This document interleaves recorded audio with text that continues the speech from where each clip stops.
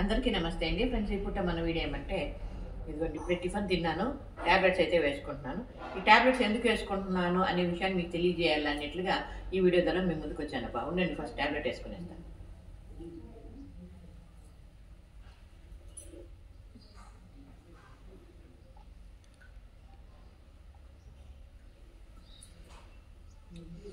ఇప్పుడేమంటే నా ప్రమేయం లేకుండానే నా శరీరంలో ఒక పార్ట్ పోయిందండి.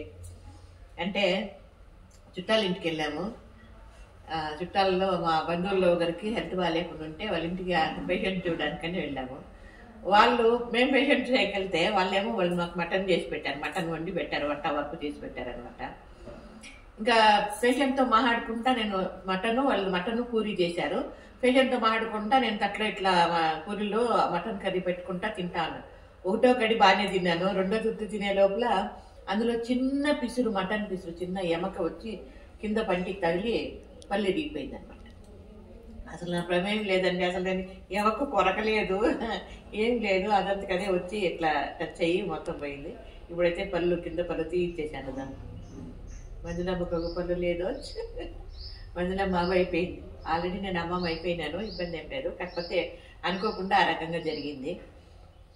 కాబట్టి ఈ వీడియో మీ ముందుకు ఎందుకు తీసుకొచ్చానంటే మటన్ చికెన్ తినేటప్పుడు కొంచెం జాగ్రత్త వహించాలా అన్నట్లుగా. కాకపోతే నేను ఎమక కొరికింటే దానికి ఏమన్నా ప్రాబ్లం అయింటే అది వేరే, అంటే నా తెలివి తక్కువతనం అనుకోవచ్చు. కాకపోతే అనుకోకుండా ఆ రకంగా చిన్న ఇంతే పిసురండి, ఇంతే పిసురు తగిలి పళ్ళు బ్రేక్ అయిపోయింది అనమాట. ఇంకా అది విపరీతంగా నొప్పి పుట్టింది.